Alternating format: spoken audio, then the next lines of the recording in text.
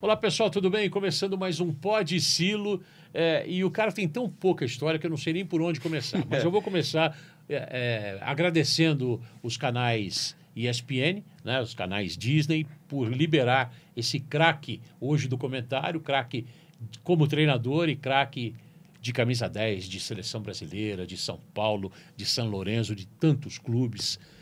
Silas, meu conterrâneo, é um prazer enorme recebê-lo aqui no Pod Silo.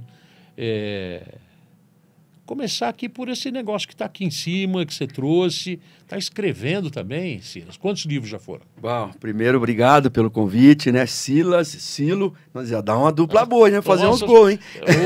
Não, eu não faria, não. Ficava só observando, só. E esse livro aqui chama Além do Sucesso, né? Porque eu não sou só jogador de futebol.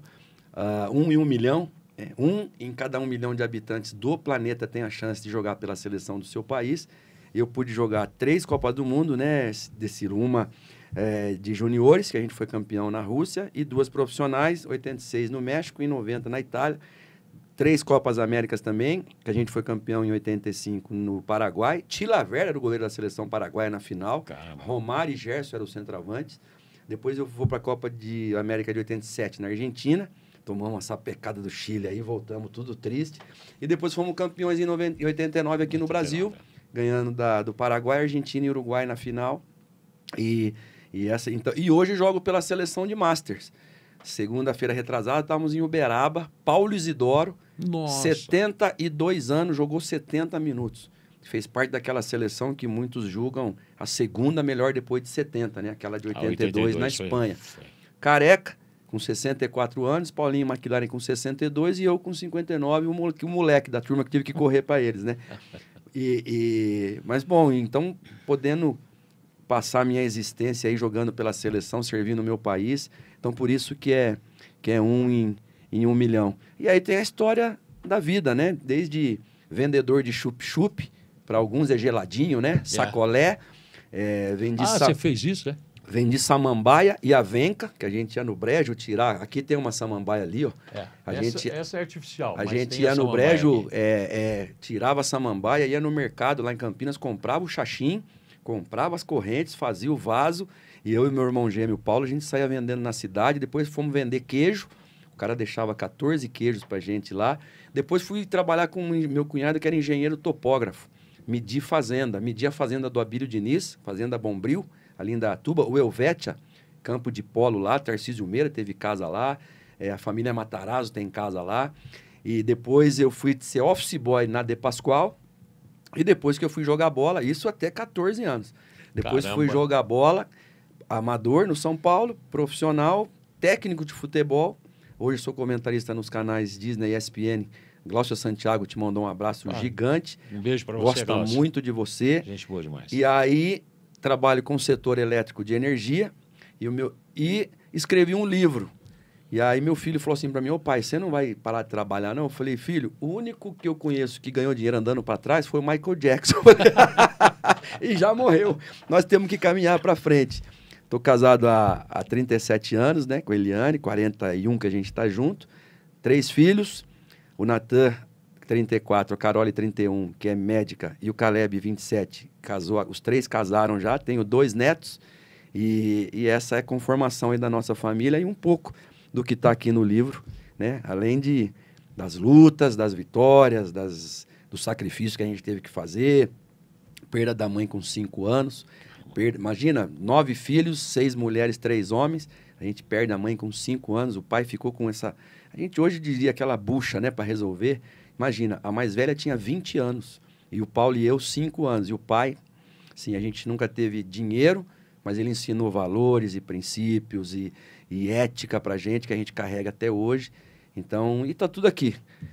Quem quiser adquirir, esse aqui é presente para você. Obrigado. Mas quem quiser adquirir, pode adquirir pela Amazon.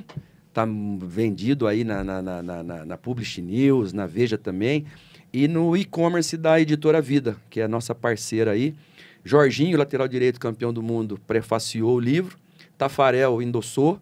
Alex Dias Ribeiro, ex-piloto de Fórmula 1, parceiro de Nelson Piquet, endossou também. E o cara que fez meu casamento, Pastor Aguiar, também endossou. Não vou falar mais nada agora. Nossa, mas não tem muito o que falar. Produção longa, hein? Além do sucesso, então, esse livro na Amazon é possível encontrar a história do Silas, uma história de vida. O papai fazia o quê, Silas?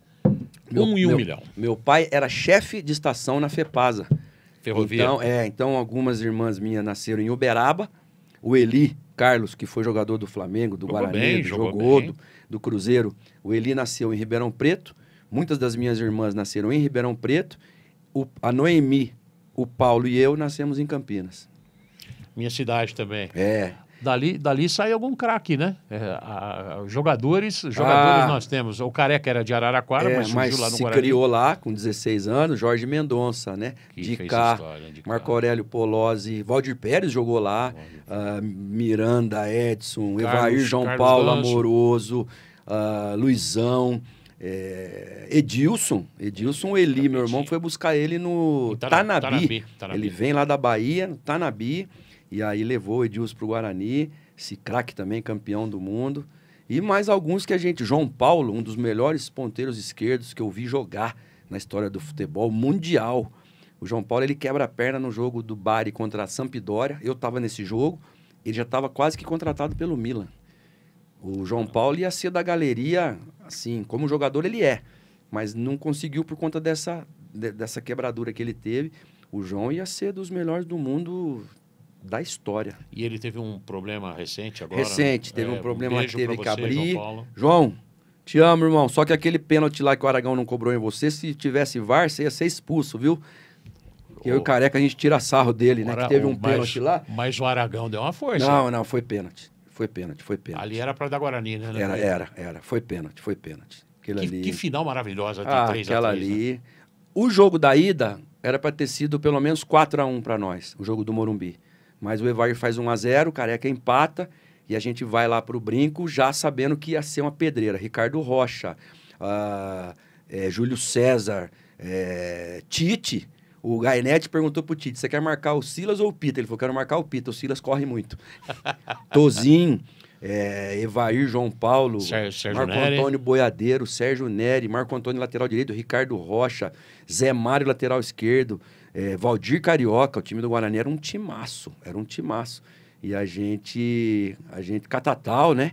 E a gente conseguiu empatar 3-3. Quem fez o gol, hein? O Careca, naquela bola lançada. Careca faz aquele golaço na única bola de cabeça que o Pita ganhou na história dele. Ele ganha ali uma disputa com o Ricardo Rocha, ela sobra pro Careca, o Careca estufou a rede. Mas tinha sido ídolo no Guarani já, né? Dá o título em 78 pro Guarani. Aquela jogada do Bozó. E aí, agora 86, que termina em 87, a gente joga contra o Guarani e ele estava fazendo o papel dele lá. E depois perde o pênalti, né? Os melhores em campo, ele e o João Paulo. O João Paulo perde pelo Guarani, ele perde pelo São Paulo. E sobrou para o Wagner Basílio carimbar lá a nossa faixa. Esse foi o campeonato brasileiro de 86, né? A gente tinha sido campeão paulista em 85 contra a Portuguesa. Aí, campeão brasileiro em 86, que termina em 87 contra o Guarani. E bicampeão paulista contra o Corinthians, ali já na sequência. O Silas, como é que começou a sua trajetória? Você começou já no São Paulo? Não. A Ponte Preta tinha dos melhores departamentos amadores do estado de São Paulo e no Brasil estava entre os primeiros. E eu fui na Ponte Preta.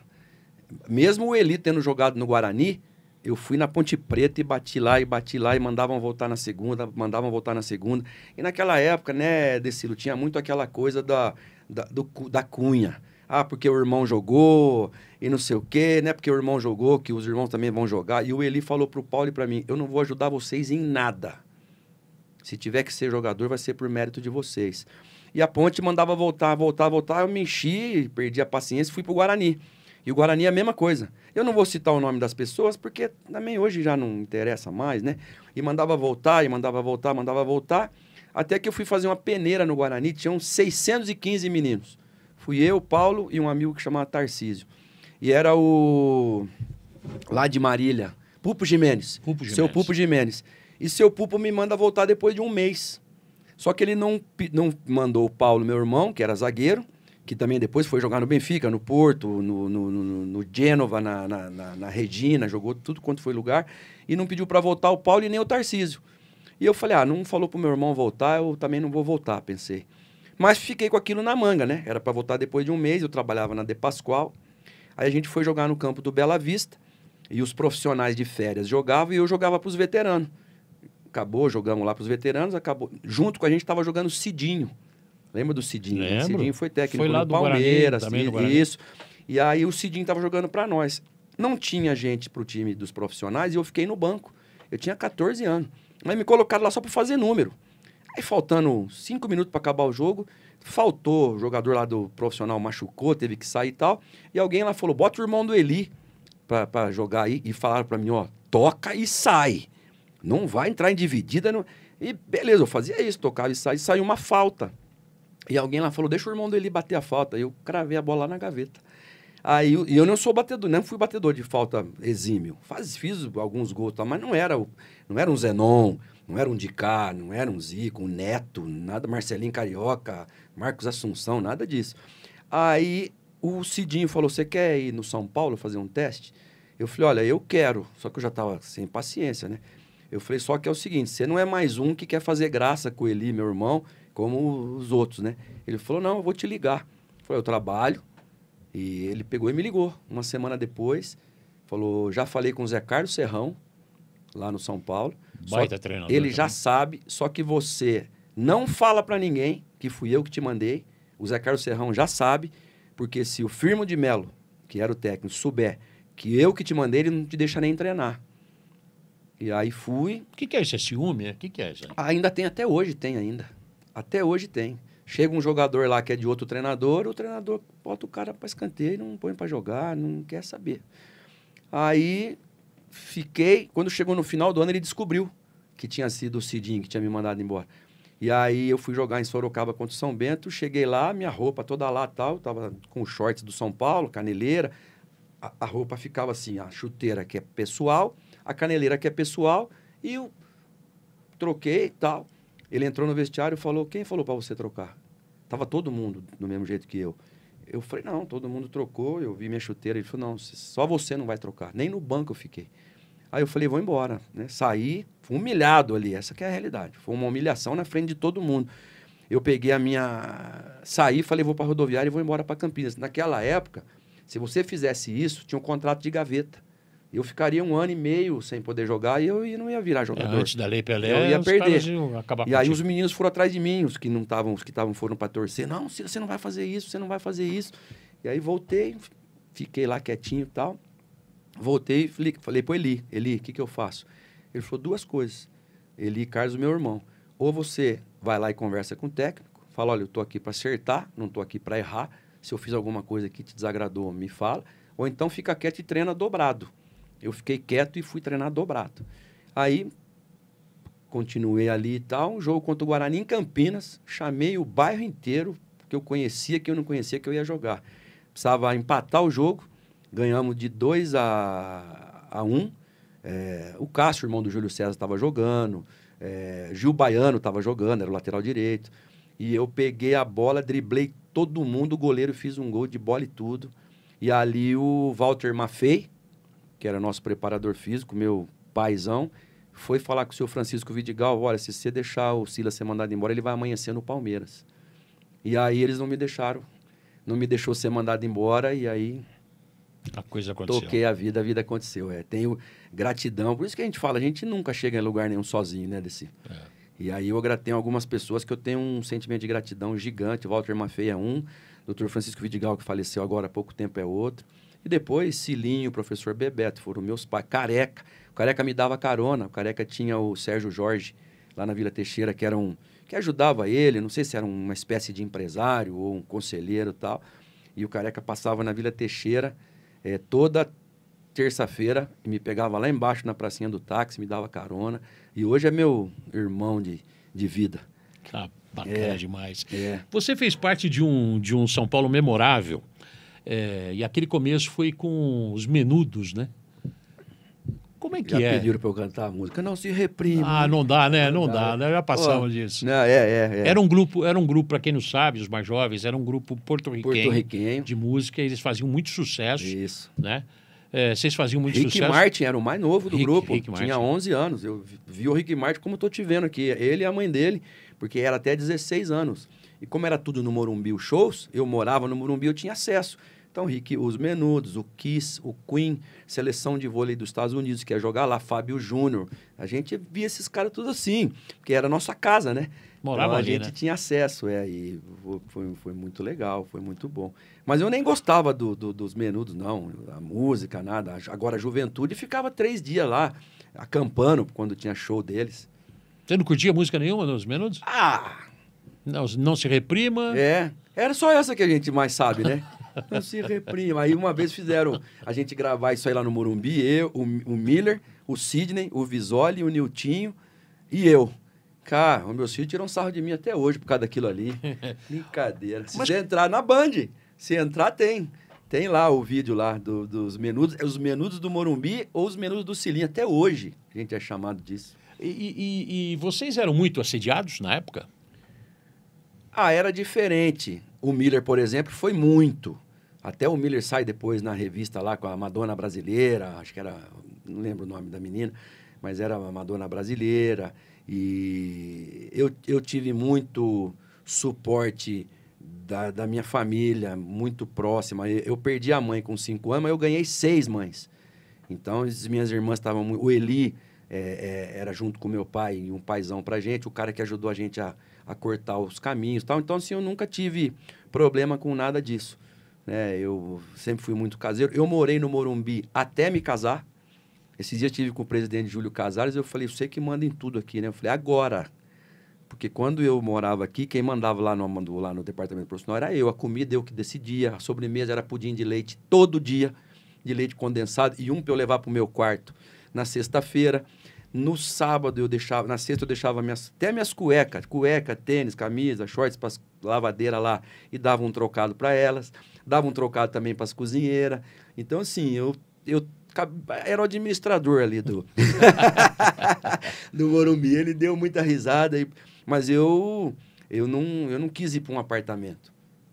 11 horas tinha que estar lá no estádio. Mas quem quer ser jogador de futebol tem que dormir cedo, tem que acordar cedo. Então eu sempre tive essa consciência, até porque o Eli, que não viveu essa vida regrada que passou para mim, né? Ele falou, faz o que eu falo, mas não faz o que eu faço, ou o que eu fiz, né?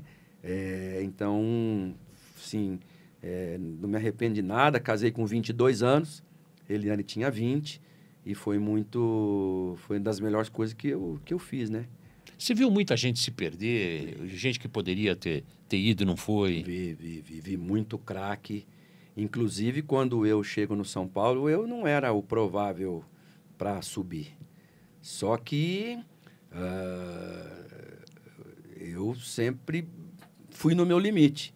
E o meu limite foi suficiente para, quando o Cilinho teve que subir 2 jogadores, ele subiu o Miller e eu.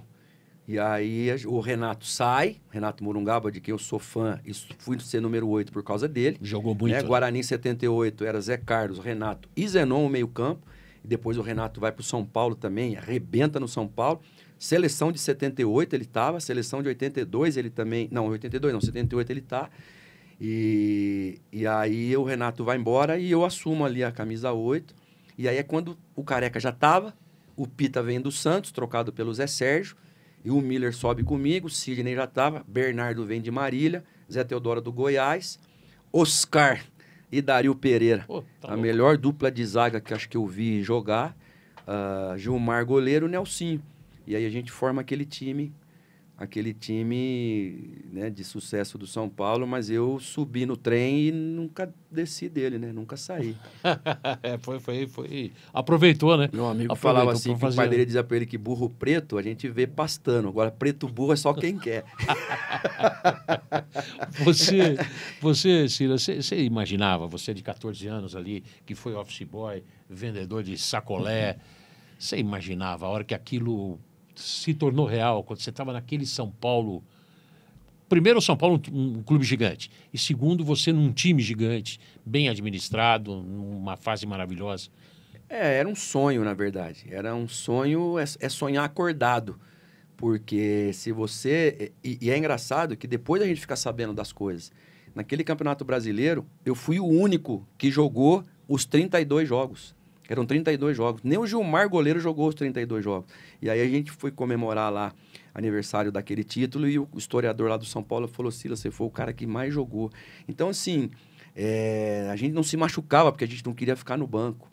O treinador não precisava falar pra gente: ô, se cuida aí. Se cuida. Tem até a história do Ronaldo Fenômeno, né? Que o presidente do Barcelona falou pro Ronaldo, cara, não sai na noite não, dá uma segurada, fica em casa, faz igual o Figo. Aí o Ronaldo falou: presidente, com todo respeito, se eu tivesse a mulher que o Figo tem... Eu também ficaria em casa. Mas a gente não queria perder a posição. Então o treinador não precisava ficar falando. A gente ficava postando nos treinos quem fazia 100 metros em menos tempo. O Miller tinha a marca do Ben Johnson e do Carlinhos daquela época. O Ben Johnson era o canadense e o Carlinhos o americano. O Miller fazia 100 metros em 9 segundos. Era o tempo dos caras. Quer dizer, então assim, a gente ficava... Aí a gente... Com a bola, né? A diferença era a bola. O Cilinho colocava a gente para dormir junto, para ficar no mesmo quarto, para conversar. Colocava bilhetinho debaixo do prato, debaixo do copo. O jogador comum vê a jogada, o craque antevê a jogada. Não é isso? Quem correto. Toca recebe, correto. Eu queria dar uma flor para cada um, mas o futebol é viril. Baita figura também. Não. Isso faz a diferença para o jogador? Totalmente, totalmente. Só que ele falava uma coisa pra gente, Nivaldo, ele falava assim: faz o que eu tô mandando.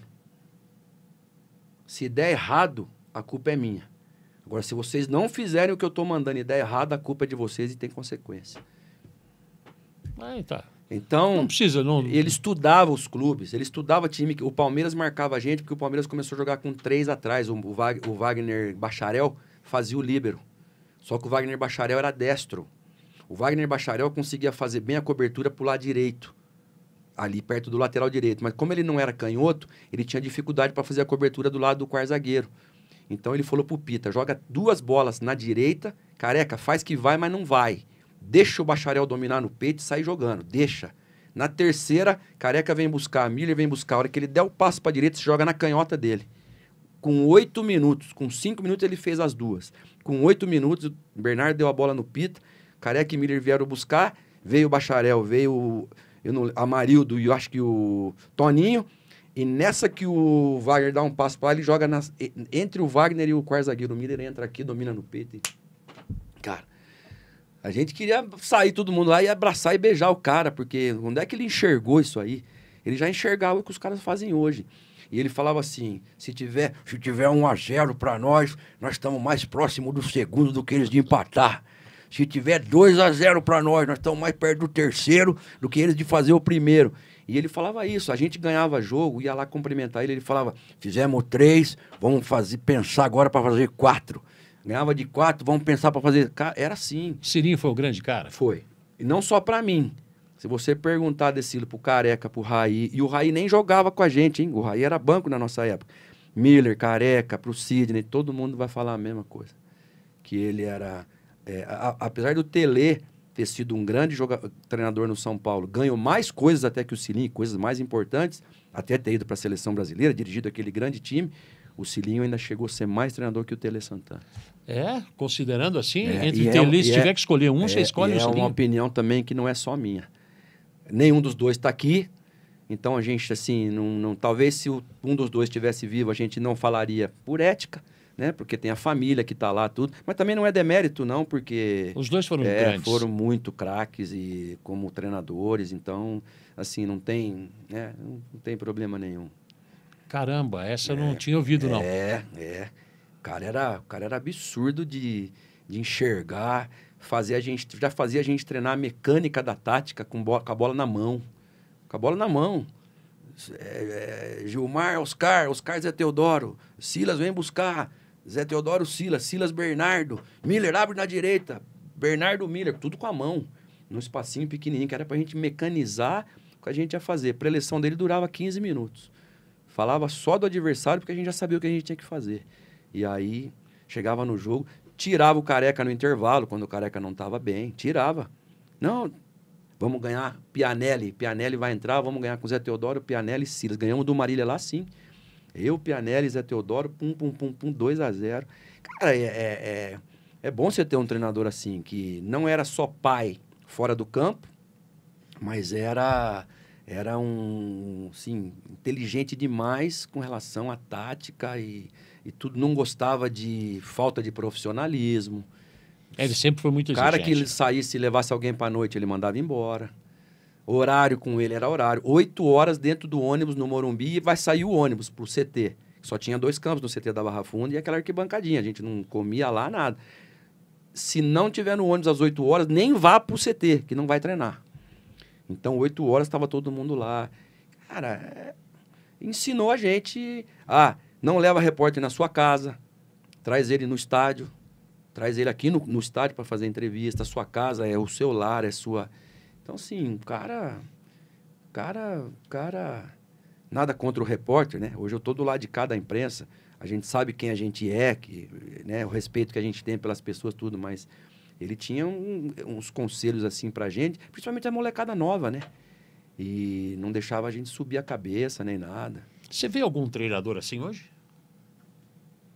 Eu acho que o Filipão, não porque ele foi campeão do mundo com a seleção brasileira, mas eu acho que o Filipão, ele conseguiu... porque o Cilinho, ele falava pra gente, o mais rápido que a gente conseguir transformar o nosso ambiente de trabalho num ambiente de família, a gente vai conseguir ter mais sucesso. Ninguém entra aqui. Nós vamos quebrar o pau aqui, nós vamos falar as verdades uns pros outros, mas se alguém falar mal de você pra mim, Silas, eu vou quebrar o pau com o cara. Se falar do Careca, se falar do Milho, mas aqui dentro, não. Aqui dentro nós vamos falar as verdades. Você vê, não tinha... Hoje eu trabalho com o Pascoal, na ESPN, Pascoalzinho. Mauro Naves trabalha comigo. Todas as pessoas que a gente conviveu... Lá atrás, O Pascoal me conhece quando eu tinha 15, 16 anos. E não tinha... essa animosidade que hoje tem do jogador com o repórter, que não existe esse... Não tem essa aproximação, não acabou, né? Não tem. Hoje não tem, hoje é muito difícil. Naquela época, quando eu estava começando também, você ia no campo, Isso. você conversava com o Tele, ficava lá vendo o treino. Ficava vendo o treino. Você recebia alguma informação em off, você sabia que era off, e se eu falasse alguma coisa que não podia falar para você, você falava, isso aqui eu não vou publicar não, que isso aqui pode te prejudicar. É isso. Hoje o cara fica esperando o cara dar um furo para... Isso não é reversível mais, né? Não, acho que não. Não. Hoje mudou. Até com a questão do selfie, né, Decilo? Hoje você pega uma criança aí de 6, 7 anos, 8 anos de idade que quer tirar uma foto com o ídolo e você fala, alguém pode tirar uma... Não, eu que vou tirar a foto e tal. Aí ela pega o telefone... Ela mesmo aqui. Então é o ego, infelizmente, né? Muita gente acredita que a minha carreira foi a melhor coisa que me aconteceu, mas não foi. Eu agradeço a Deus todos os dias por ela, pelos 21 anos que eu fui jogador e 11 como técnico, mas a minha maior vitória é a minha família.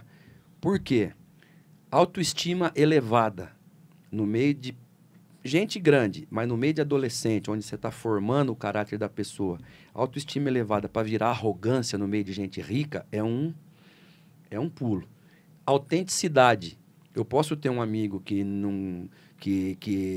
se você é hétero e ele é homossexual, posso ser amigo, desde que a gente se respeite, que se fuma maconha, tudo bem, se ele está escolhendo isso aí, eu vou tentar ajudar, mas se ele achar que e ele me respeitar, mas isso tem que ver com a autenticidade, a vida autêntica que eu vou viver.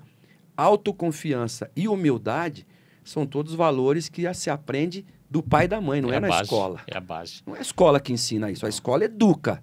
Mas esses valores não dá para terceirizar esses valores. Dentro de casa. Então, e eu costumo falar, eu faço muita palestra, eu vou em muitos lugares. Terça-feira eu falei para os executivos da ABEX, Associação Brasileira dos Executivos, lá no CT do São Paulo, estava o presidente, estava o Cícero de Souza, não estava porque ele está na seleção. Sim. Mazuco, Rodrigo do São Paulo, todos eles. E a gente está falando justamente sobre isso. E eu falo que a humildade é uma virtude, mas ela é traiçoeira. Quando a gente pensa que possui, já perdeu. Já perdeu. E acontece muito disso. É um exercício diário, né? No meio do futebol. Então, quando que a gente percebe que a gente é humilde? Quando a gente olha para trás o tempo todo. E vê de onde a gente saiu. Você sabe de onde você saiu. É verdade. Cada um aqui sabe de onde saiu, onde a gente está hoje. Para a gente não achar que a gente, sabe... Quando a gente começa a achar... quando a gente começa a falar da gente na terceira pessoa... aquele gol que o Silas fez. Não, aquele gol que eu fiz. Aquele gol que o Silas fez. Aí a gente já está, sabe? Então, é por isso que eu falo. Eu tenho os meus 3 filhos encaminhados. Genro maravilhoso, 2 noras, os netinhos. Mas a minha maior vitória é essa. Por que eu falo isso? 65% dos ex-jogadores não tem um diploma de graduação escolar e nem habilidade para trabalhar no mercado.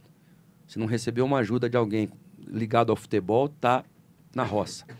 78% falidos, divorciado e desempregado 2 anos depois que se aposenta. Uma carreira que dura de 18 a 20 anos. Quer dizer, o cara lutou durante 20 anos para ser melhor que alguém todo dia, mudou de técnico, horário para dormir, horário para acordar, horário para comer, horário para estudar, mudou de técnico, mudou de sistema tático, mudou de país, mudou de clima, mudou de idioma, mudou de cultura, durante 20 anos fazendo isso aí. 2 anos depois que ele se aposenta, ele perdeu tudo. A mulher não quer mais saber dele, não tem mais dinheiro, não sabe fazer nada. Cara, 4 de cada 5. É grave isso aí, é muita gente. E aí, eu costumo dizer que o jogador de futebol sem dinheiro e sem estrutura é um problema grande. Com dinheiro e sem estrutura é um problema duplo. E nós temos alguns exemplos aí. O primeiro deles talvez tenha sido o Garrincha, lá atrás, que virou esse exemplo negativo, né, por conta da bebida e tal. E nós temos alguns exemplos aí de, não vou falar o nome também por ética, de atletas que, com muito dinheiro, com Europa, com tudo e... Perdido na cadeia e tendo que viver com tornozeleira e não sei o quê. Então, é triste. É triste. Às vezes por um erro banal e má companhia. Né?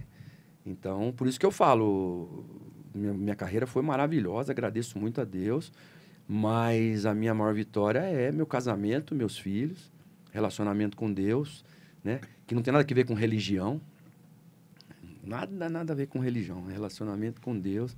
Linha direta, né? Não precisa de intermediário. Não. Isso é porque a religião, na verdade, hoje ela afasta. Tem gente se matando lá. Os árabes com os israelenses lá, os iranianos, estão se matando por conta de religião, que, na verdade, as crianças não sabem nem direito o que foi passado para elas. Né? Mas o relacionamento com Deus é outra história, completamente diferente. Boa.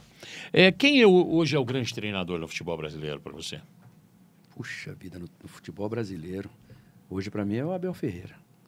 Eu acho, mesmo não sendo brasileiro. E o melhor brasileiro? Eu acho... Olha, o melhor brasileiro... Eu sei que muita gente vai brigar comigo, porque muita gente tem raiva dele, por conta do que aconteceu, mas para mim ainda é o Tite. Para mim ainda é o Tite. O melhor treinador brasileiro, para mim, ainda é o Tite. A gente não perdeu a Copa por culpa dele. Talvez ele tenha errado em não escalar o Fabinho e ter escalado o Fred. Sendo que o Daniel Alves foi falar com eles lá para colocar o Fabinho. Mas ali, a culpa não é do Fred, que foi lá na frente. Tem culpa o Neymar, que ficou lá na frente. Tem culpa o Rodrigo, que ficou lá na frente. Tem culpa o Alexandre, que saiu lá de trás para vir marcar o cara aqui no meio do caminho, depois deixou o cara e não deu tempo de voltar. O Danilo, que não ganha... Então, assim, ali perde todo mundo e ganha todo mundo. Inclusive, o Tite perdeu junto, mas isso não tem a ver com a capacidade que ele tem como treinador. Então, para mim, ele ainda é o melhor treinador. Muita gente vai me criticar, mas o Flamengo, porque o Flamengo tem essa torcida gigantesca, mas é igual executivo do futebol. A maioria das pessoas acha que o executivo de futebol é para mandar embora o treinador e contratar o treinador e para mandar embora o jogador e contratar o jogador. Meu Deus do céu. A vida desses caras eles que fazem a roda do futebol girar. Eles têm o diretor de logística debaixo do guarda-chuva deles, eles têm o gerente de futebol que cuida do campo para dentro, se a grama está alta, se a grama está baixa, se tem luz, se tem água quente, se tem não sei o quê.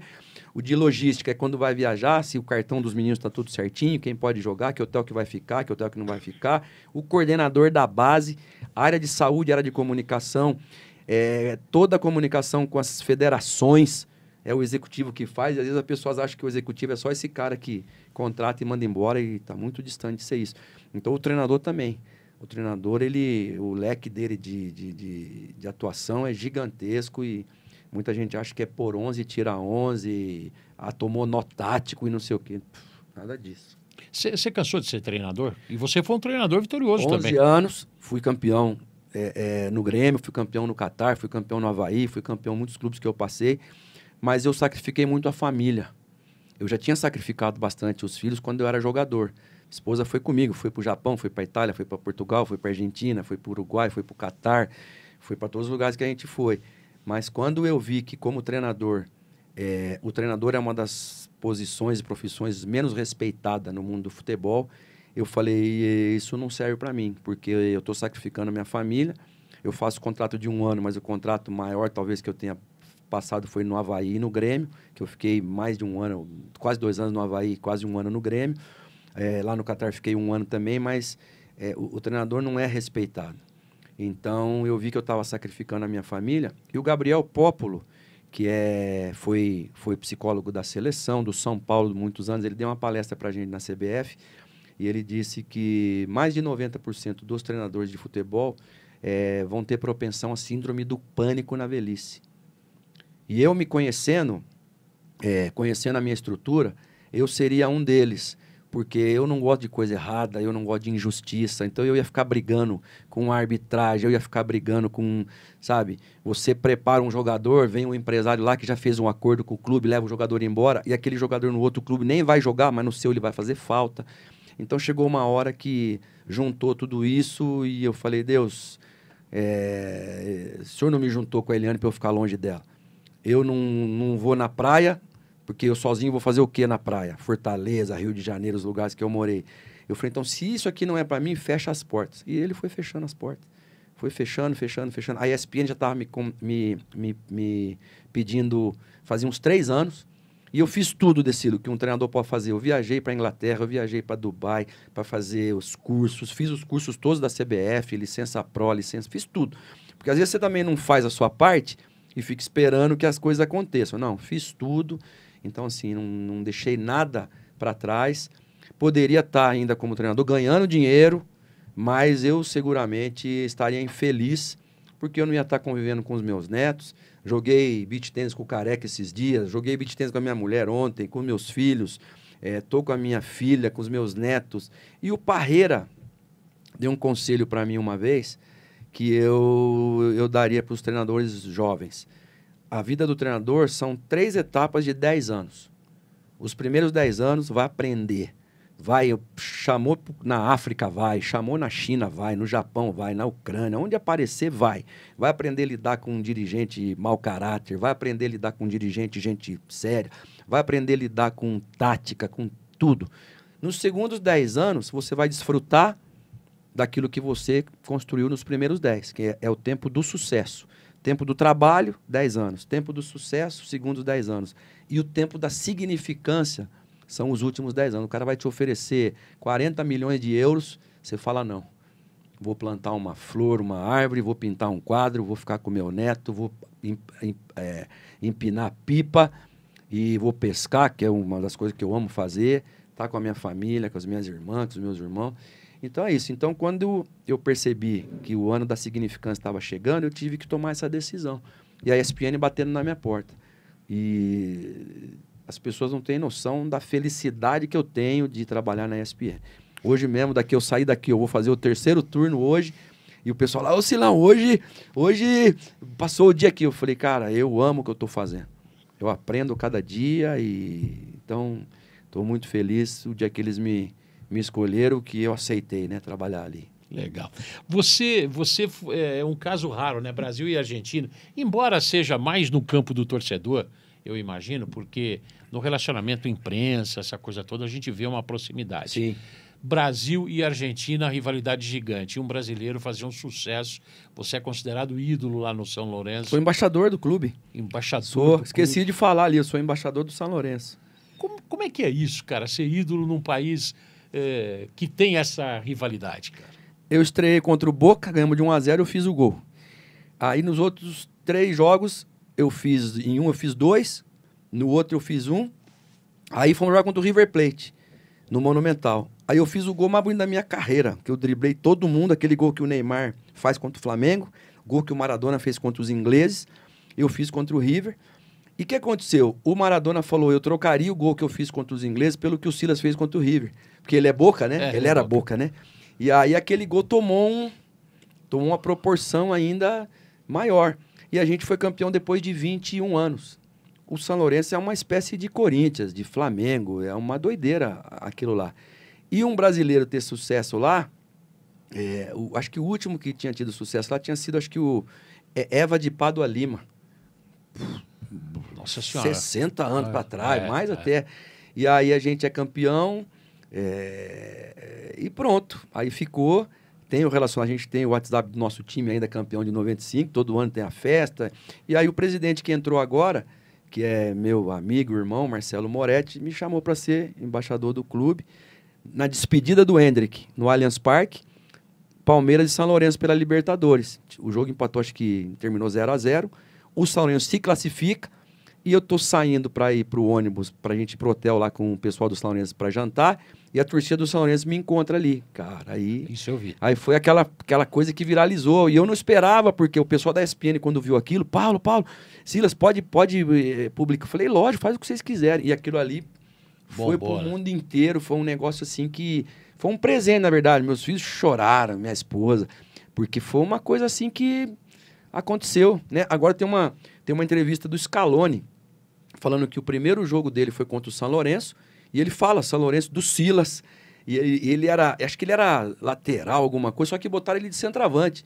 Ele falou, joguei meio tempo, o treinador me tirou no intervalo, tomei 3 porradas do Ruggeri, não vi a cor da bola, e mandaram agora para mim. Então, assim, algumas coisas, o Crespo era torcedor do São Lourenço, e ele veio ser técnico do São Paulo, e ele falou pro presidente, eu ia no jogo do São Lourenço para ver o Silas jogar. Ele falou, eu sou torcedor do São Lourenço. Cara, e aquilo ali assim, o presidente falou, cara, você tem que vir aqui. A gente acabou não se encontrando. E ele começa a jogar menino contra a gente, contra o São Lourenço. Ele, Gajardo, Orteguita, no Boca, o Riquelme. Eu não vou pro Boca, porque o Riquelme já estava na manga lá para subir. Se eu vou pro Boca, eu ia atrapalhar a subida do Riquelme. Jogo contra ele. Tem um outro lance que eu tô com o Riquelme, trocando a camisa. A gente ganha de 4-0. 2 gols do Pipo Gorosito. E depois eu fiz gols no Boca e no River, muitos gols. Então isso também foi incrementando essa questão do carinho que eles têm por mim lá. Aqui eu consigo andar na rua, lá eu não consigo. Mas lá o restaurante fechou meia-noite, e se eu estiver lá, eles abrem o restaurante de novo. E aí com a ESPN, a gente vai fazer os jogos, e aí a gente vai lá pro Porto Madeira, pro restaurante, e esses dias a gente foi lá fazer o jogo do Atlético Paranaense com Estudiantes, e fomos no Porto Madeira, o cara tava colocando as cadeiras para dentro. Quando ele me viu, Paulo, vem aqui, o dono aqui é do São Lourenço. Abriu de novo o restaurante, comemos, não cobrou nada. Eu falei pros caras da ESPN, de mim, não, como vocês estão devendo tudo para mim. Tinha 8 pessoas na mesa, falou, vocês estão devendo um jantar para mim. Muito bom, graças a Deus, assim, muito legal. Quantos países você viveu como treinador e jogador? Como treinador, eu só vivi no Catar.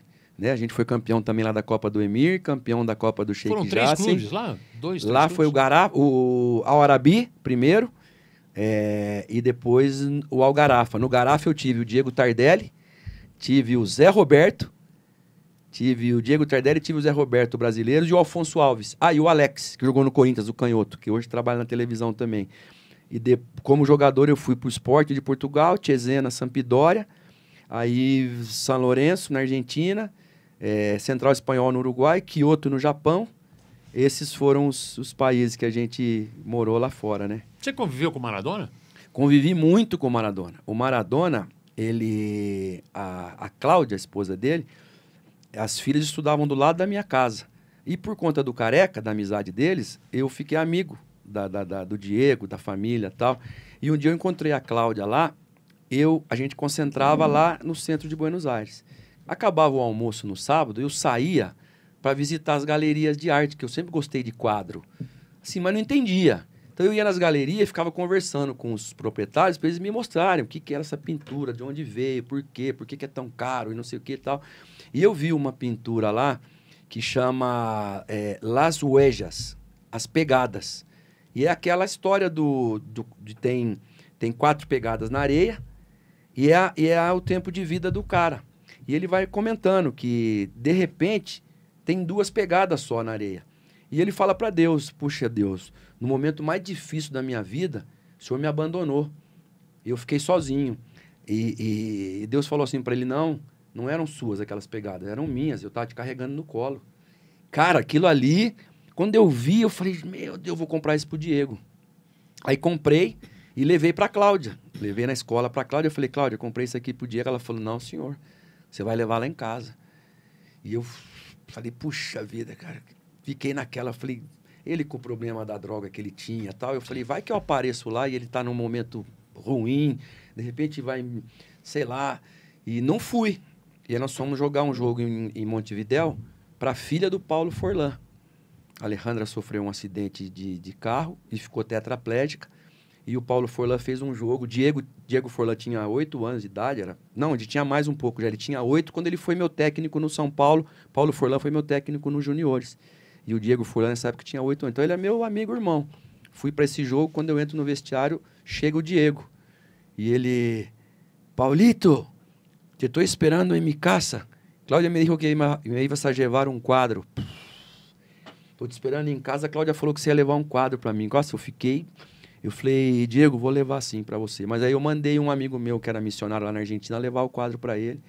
E aí o Johnny levou o quadro pro Diego. E a gente ficou, assim, amigo, porque ele tinha um coração gigante. A gente perde para a Argentina na Copa de 90. A gente tinha ganho em 89, Copa América no Maracanã. Depois 90, os mesmos 2 times, com uma alteração ou outra, a gente perde. E o Careca foi pro doping. Ele subiu no ônibus. Ele falou, Paulo, onde que está o Antônio? Eu falei, o Careca está no doping. Ele entrou, a gente parecia um velório, a gente tinha perdido para a Argentina. Ele sentou no ônibus, ficou conversando com a gente até o Careca chegar. Mas assim, não foi lá para tirar sarro. Então ele era gigante como pessoa. Mas a droga, infelizmente, né, acho que foi a grande adversária da vida do Diego Maradona, foi a droga. Mas a gente acabou ficando assim. Eu não era amigo dele como era o Careca, mas depois encontrei com ele lá no Catar, que ele também foi treinador pelo mundo árabe. E um cara sensacional que a gente... Agora, semana retrasada, a Cláudia ligou pro Careca porque mudaram ele do cemitério para um memorial.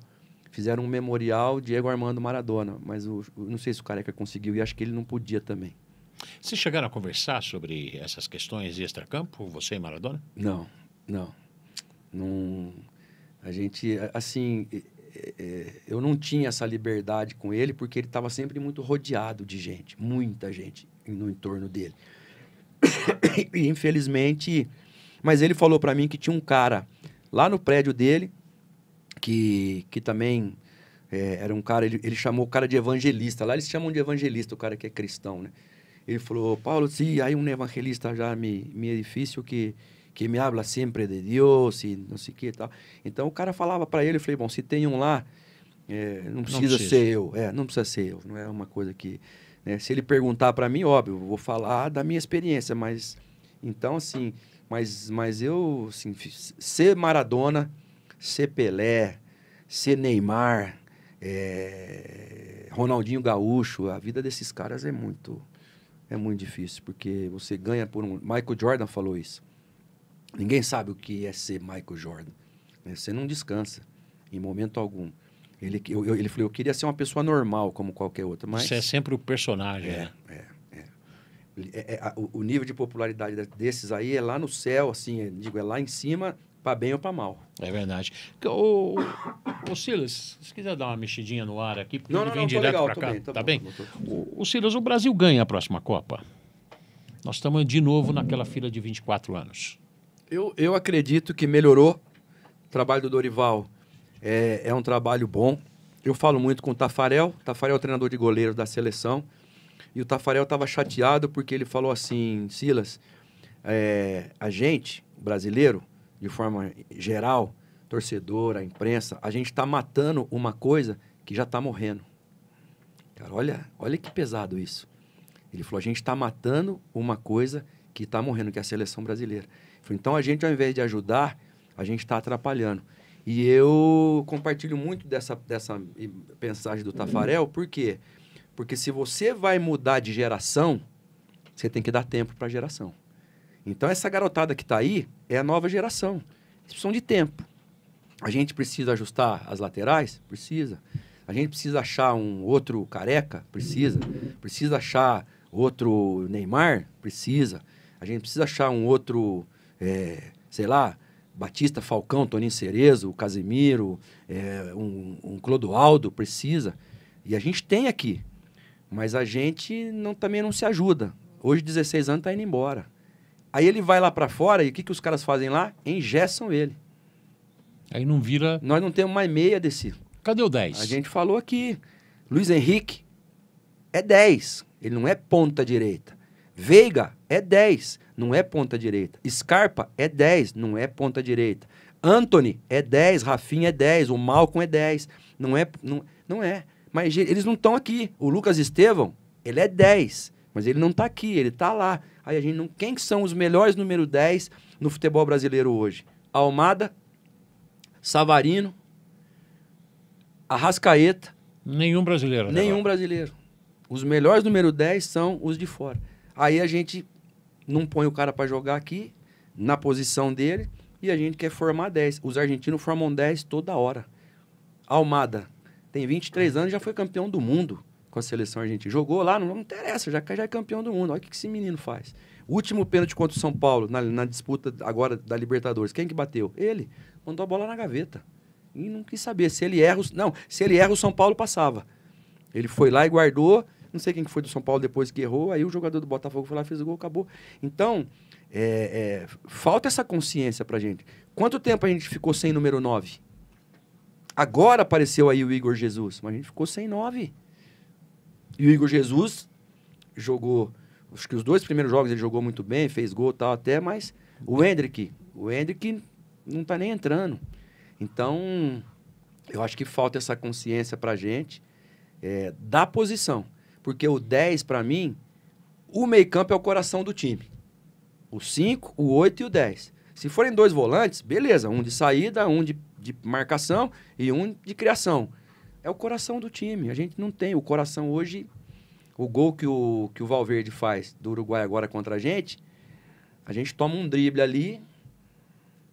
Desconcerta. Então, eu acho que é na formação da posição. Cara, lateral direito é lateral direito. Em time grande, você tem um que ataca e um que defende. Aí você melhora o que defende para atacar e melhora o que ataca para defender. Fábio Santos e o Wendel no Corinthians. O Wendel, que foi meu jogador em vários clubes, era para atacar, o Fábio Santos para defender. O Fábio Santos ficou bom para atacar também e o Wendel para defender. O Corinthians tinha... Lá no Grêmio, a gente tinha o Fábio Santos e o Lúcio. No Palmeiras, Marcos Rocha e Mike. Quantas vezes o Abel colocou os 2 ali para fechar aquele lado, que era o lado... Então, agora, na seleção, você tem que ter os melhores. Não tem como. A gente está sofrendo, né? E as comparações são inevitáveis. Então, felizmente... Quem ganha o brasileiro? Você perguntou para mim se o Brasil ganha a Copa do Mundo, né? Eu acho que tem chance. Mas eu não sei se vai ser agora. Eu acho que a gente tem chance, porque a gente é Brasil. Mas eu não sei se vai ser agora. Talvez para a próxima. 2030. Ninguém acreditava que a Argentina ia ser campeã também, né? A Argentina ficou 38 anos na fila. Essa no Catar aí começou tomando pau aí Então. Da Arábia, né? Foi. Da Arábia Saudita. Isso mesmo. E aí os caras reverteram. Mas o argentino tem um negócio diferente do brasileiro. 86 ela não perde pro Camarões também? Ou foi 90? Acho que foi 90 que ela perde para Camarões. Ela vai na final, perde para Alemanha em 90. Sim. Mas em 80... Não, acho que foi 86, porque em 86 a gente não joga contra a Argentina. Mas em 90, sim. Eu acho que foi 86 que ela perde para Camarões e depois é campeã do mundo. Uma das duas. Foi 90. 90 ela perde para Camarões e... Você jogou essas duas, né? 86 e 90. Aquele jogo lá no 86 foi estranho, né? Tinha tudo para ser e não foi. Foi porque aos 37 do segundo tem aquele pênalti no branco, que o Zico acaba perdendo. Ali era 2-1 para nós, ali a gente liquidava o jogo. E depois o Zico até faz na cobrança de pênalti, né? Mas o Sócrates e o Júlio perdem os pênaltis. E do lado de lá o Platini perde o pênalti. Você que fez gol no jogo. Mas ali terminou uma geração. Ali terminou a geração do Zico, terminou a geração do Falcão, terminou a geração do Júnior, terminou a geração do Toninho Cerezo, terminou a geração do Luizinho, do Oscar. Ali terminou uma geração do Leandro. né? Terminou o Serginho Chulapa, do Paulo Isidoro. Cara, ali termina uma geração absurdamente boa, né? Infelizmente. Infelizmente. Em 90, o passe do homem para o Canija, né? Em 90 O foi único espaço que deram para ele. E o único jogo que a gente jogou bem. Que a gente dá 3 bolas na trave. O Dunga dá uma bola na trave, o Careca dá uma bola na trave e o Alemão dá uma bola na trave. E eu encontrei o Canija depois, ele falou para mim, Paulo, esse tipo de jogo, quando aparece, tem que matar. Ele falou, vocês não mataram, tanto que o Bilardo, quando eles estão subindo pro segundo tempo, ele falou, ei, escuta aqui que eu vou falar para vocês. Os de verde são da seleção brasileira, tá? Então vocês passam a bola pros de azul e branco. Desse jeito. Na volta do intervalo. Na volta do intervalo, porque era para ter sido já, era para ter terminado o jogo já no intervalo. Sim, e aí o Diego O Diego faz aquela jogada, né? Um espaço só que deram. E aí ficou na conta do Alemão e do Dunga, que também não tem nada a ver. Aquilo ali. Nada, né? Você herdou a 10? A 10 do Zico. Em 86, o Zico foi perguntado e ele falou: pode ser o Silas ou o Valdo. E aí o Lazzaroni me deu a camisa 10 em 90. Foi um presente, né, de Deus e muito orgulho de ter vestido a 10. Depois dali eu passei a vestir a 10 nos clubes que eu fui fora do Brasil. Né? No São Lourenço eu fui 10, no Sporting eu fui 10. No São Paulo eu era 8, porque 10 era o Pita, né? E naquela época também jogava muito um volante e 2 meias, né? Hoje já não joga praticamente. Hoje você joga 2 volantes e 1 meia, aí quando tá perdendo, aí inverte o triângulo. Aí põe um volante e 2 meia. Qual foi o tamanho do peso de pegar uma 10 de seleção brasileira, de Pelé, de Zico e depois de Silas? Olha, Licilo, eu vou te falar a verdade, a gente não tem como olhar para as costas da camisa, né? Ou seja, o Paulo Forlan, quando ele me manda no profissional, eu era juvenil para junior, fui para 4 jogos, Atlético Mineiro no Pacaembu, ele falou assim para mim, só tem uma bola em campo. Quando ela estiver nos teus pés, ela não está nos pés de mais ninguém. Então você faça lá o que você faz aqui. Cara, aquilo ali para mim foi o que eu precisava ouvir quando eu vou pro profissional do São Paulo. Então, e na seleção brasileira, como eu fiz base de seleção, muitos dos jogadores que eu encontrei depois no profissional eram os caras que jogavam contra mim na base. Então, eu fui melhor do mundo de juniores, quando jogamos contra a Espanha a final. Aí eu fui melhor do sul-americano no Paraguai, quando a gente foi campeão. Então, assim, a gente já vai aprendendo não somente as escolas de futebol, que são diferentes da nossa, como ao jogar contra os mesmos jogadores. Então, assim, é um processo. Tem tanta coisa para você fazer num jogo que não dá tempo de você olhar para a torcida. Não, só quando termina o primeiro tempo, quando você faz um gol que você vai lá e tal. Mas é tanta coisa que você tem que fazer. Concentração é gigante. Quem ganha o Campeonato Brasileiro? Deu uma encostada agora. Se o Palmeiras tropeçar no Atlético Goianiense, que é coisa que eu acho difícil, né? Porque o Botafogo precisa ganhar do Vitória em casa, sim ou sim, né? Eu achava que se chegasse com 4 de diferença no confronto Palmeiras e Botafogo no Allianz, o Botafogo seria o campeão. Agora tá 2. Então tem mais um jogo ainda antes desse derradeiro que vai definir para mim o campeão. Se o Bahia ganha ontem do Palmeiras, terminava o campeonato. Porque aí com 1 ponto do Botafogo ia abrir 5. O Botafogo teria o Vitória agora em casa, que também ainda tem chance. Agora está indefinido. Tanto a final da Libertadores, entre Atlético Mineiro e Botafogo lá no Monumental de Nunes, como esses 4 jogos que faltam, né, para os 2. Qual time é melhor? Palmeiras ou Botafogo? Hoje eu acho que é o Botafogo. Ao longo desses anos, o Palmeiras. Palmeiras, treinador mais tempo, né? Um time... Agora, o Palmeiras é um time que ele é imprevisível, porque sem Lucas Estevam, sem o Piquerez, sem o Gustavo Gomes, que entra depois, né? O Palmeiras vai lá e ganha um jogo que estava praticamente perdido, né? E não jogou melhor que o Bahia, mas mesmo assim ganhou. Então é um time mais pragmático e é um time que sabe disso, que ele pode, numa bola, ganhar o jogo. Então, tá aberto. Eu acho que tá aberto. O Botafogo tem 2 preocupações. Brasileiro e Libertadores. O Palmeiras tem uma só. Atlético Mineiro e Botafogo, quem é melhor? Botafogo, para mim. Se o Milito botar o Scarpa na posição dele, lá na frente, para mim iguala. Porque as defesas são muito parecidas. Alexander Barbosa e Bastos, muito parecida. O Lianco, o outro menino, Júnior Alonso, o outro menino que é brasileiro, o Rabelo, é muito parecido os zagueiros, né? Então, assim, meio campo. O Botafogo, para mim, tem mais meia de função do que o Atlético. O Atlético fala para mim, quem que é o meia do Atlético, assim, o cara que pisa, que não tem. O Botafogo tem 4. O Eduardo voltou agora, Savarino, Almada e ainda tem o Romero.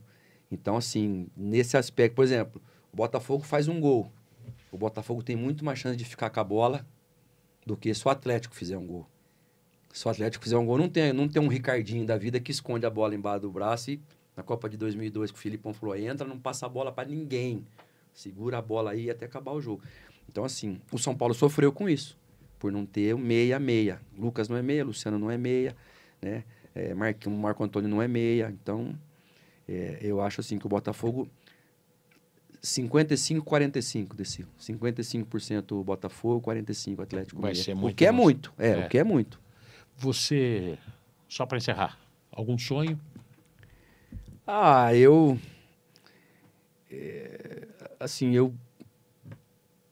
Hoje estou trabalhando na ESPN.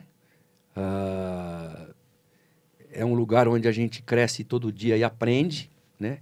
Então, quanto mais eu aprendo, mais eu fico melhor. Quanto melhor eu fico, mais trabalho eu tenho. Quanto mais eu trabalho, mais eu ganho. Ótimo, é simples assim. Mudaria alguma coisa?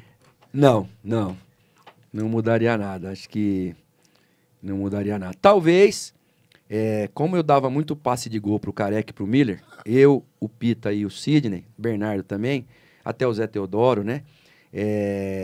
E com isso a gente ganhou tudo. Quando eu vou pro São Lourenço, eu comecei a receber passe, eu comecei a fazer muito gol. Talvez se eu tivesse feito mais gols no São Paulo, talvez eu tivesse tido melhor posições dentro até da seleção brasileira. Mas, sim, era menino também, maturidade só se adquire com maturidade, né? Com levantar e cair, tropeçar e tal. Mas, assim, por onde eu passei, joguei, não fui reserva em lugar nenhum, então isso, assim, já é uma vitória por si, né? Querido, obrigado. Eu que te agradeço. Foi um prazer revê-lo. Eu te vi sócio de uma franquia de pastel lá em Campinas. A gente ainda tem. Papa Pastel. Papa Pastel? Papa Pastel. Ah, que legal. Mas não está no Campinas Shopping. Não, agora a gente está numa escola, que é uma escola grande, que a gente vende pastel e almoço também. Mas aí o pastel, ele também tem o delivery, né? Então ele sai por aí, tem 40 tipos de pastel, eu só consigo comer carne, ovo e azeitona. Pô, o cara que vendia lá o sacolé, que escreveu um livro, que fez tantos gols, sucesso no Brasil e na Argentina, Silas.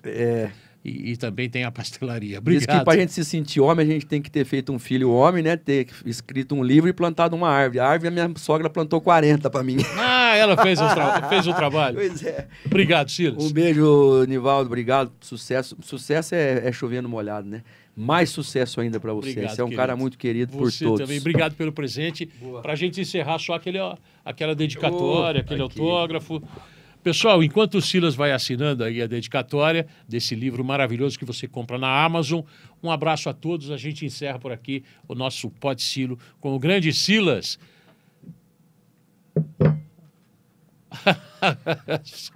Valeu, tchau, pessoal.